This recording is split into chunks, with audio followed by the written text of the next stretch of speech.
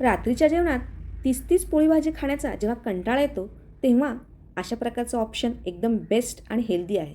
तर हे आहे आपले पारंपरिक वरणफळं. काही जण याला चकोल्या म्हणतात, काही जण वरणफळं म्हणतात किंवा काही जण डाळफळं म्हणतात. पण आमच्याकडे एक वेगळंच नाव आहे बरं का. आमच्या घरात याला कडबा म्हणतात. आहे की नाही गंमत?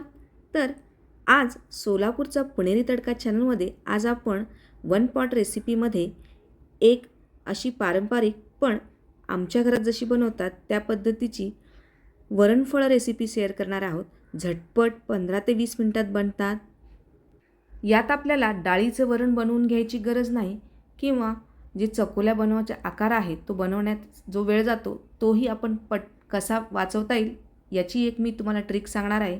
आणि आपले हे वरणफळं चमचमीत अशी चकोल्याची रेसिपी पटकन कशी बनवायची हे पाहण्यासाठी व्हिडिओ शेवटपर्यंत नक्की पहा. व्हिडिओ आवडल्यास व्हिडिओला लाईक करा, कमेंट करा आणि चॅनलला सबस्क्राईब करायला विसरू नका. चला पटकन ही रात्रीच्या जेवणाची चमचमीत अशी चकोल्या किंवा वरणफळाची रेसिपी पाहूयात. ही चमचमीत आणि झटपट बनणारी वरणफळं बनवण्यासाठी इथे मी मीडियम फ्लेमवर कढई तापायला ठेवली आहे. आता कढई तापली आहे, याच्यात मी एक डाव तेल घातलेलं आहे. त्यानंतर तेल कडकडीत तापलं की याच्यामध्ये आपण आता अर्धा चमचा मोहरी घालतो आहे. मोहरीही छान तडतडली आहे. आता अर्धा चमचा जिरे घालते आहे. यानंतर आपण एक मीडियम कांदा बारीक चिरून घेतला आहे, तो या तेलात घातलेला आहे आणि हा कांदा आपण लालसर रंगावर छान परतून घ्यायचा आहे. याचवेळी इथे मी 10 ते 12 कढीपत्त्याची पानं घेतली, तीही यात घातलेली आहेत. याच्यात मी एक अर्धा चमचा हिंग घालत आहे, हिंग पावडर. तुम्ही पाहू शकताय कांदा छान लालसर रंगावर परतला गेला आहे. याच्यात आता आपण मसाले घालूयात. इथे मी अर्धा चमचा हळद घातलेली आहे.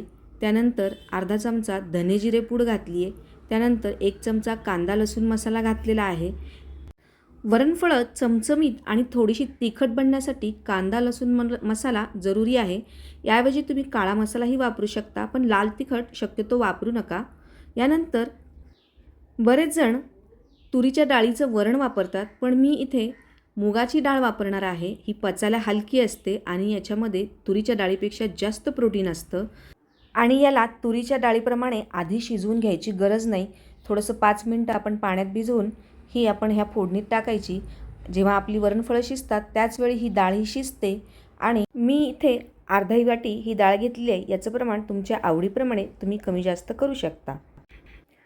यात मी आता 1 ग्लास पाणी घालत आहे. पाण्याचं प्रमाण आपण वरणफळं करताना जसं लागेल तसं ॲडजस्ट करणार आहोत. आता सध्या तरी मी 1 ग्लास पाणी घातलेलं आहे. आता पाणी घातल्यानंतर आपल्याला याच्यामध्ये अर्धा चमचा गोडा मसाला घालायचा आहे.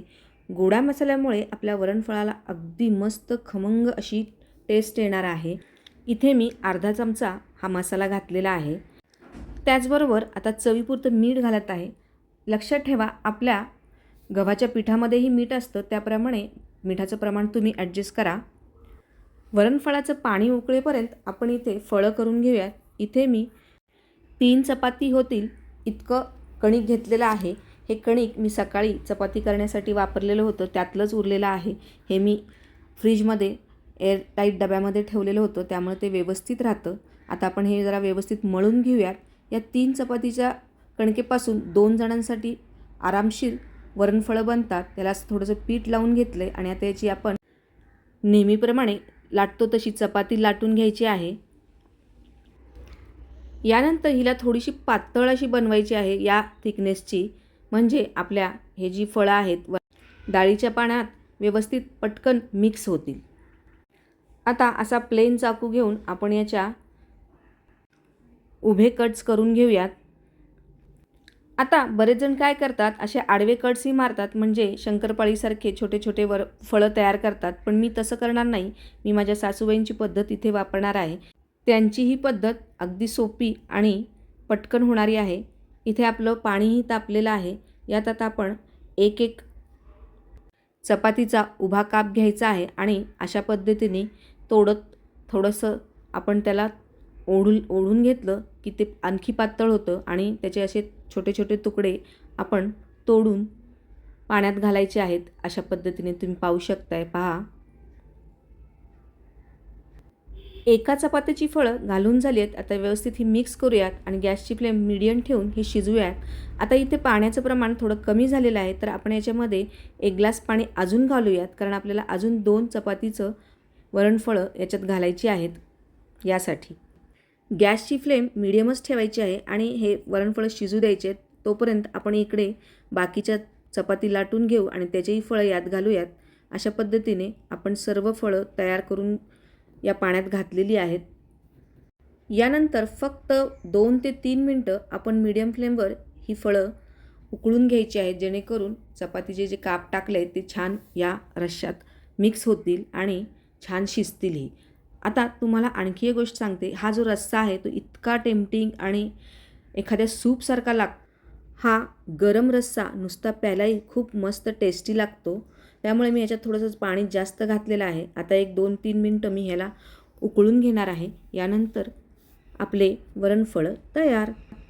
2-3 मिनटानंतर पहा, मस्त असे वरणफळं तयार झालेली आहेत. यात आता शेवटी आपण बारीक चिरून घेतलेली कोथिंबीर घालूयात.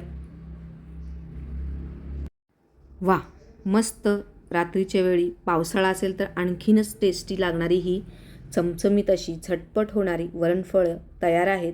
आता आपण हे प्लेटमध्ये सर्व करूयात.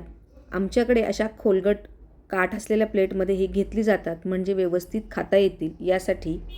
बरेच जणांकडे याच्यावर तूप किंवा तेल घालून खाल्लं जातं, पण आमच्याकडे याच्याबरोबर भाजलेले शेंगदाणे किंवा पापड आणि कच्चा कांदा, अगदी परफेक्ट असं कॉम्बिनेशन होतं आणि मस्त अशी गरमागरम वरणफळं पटकन फस्त होतात. ना जास्त पातळ ना जास्त घट्ट असा त्याचा रस्सा तयार होतो आणि आतली जी फळं आहेत तीसुद्धा व्यवस्थित वरणफळामध्ये मिक्स होतात.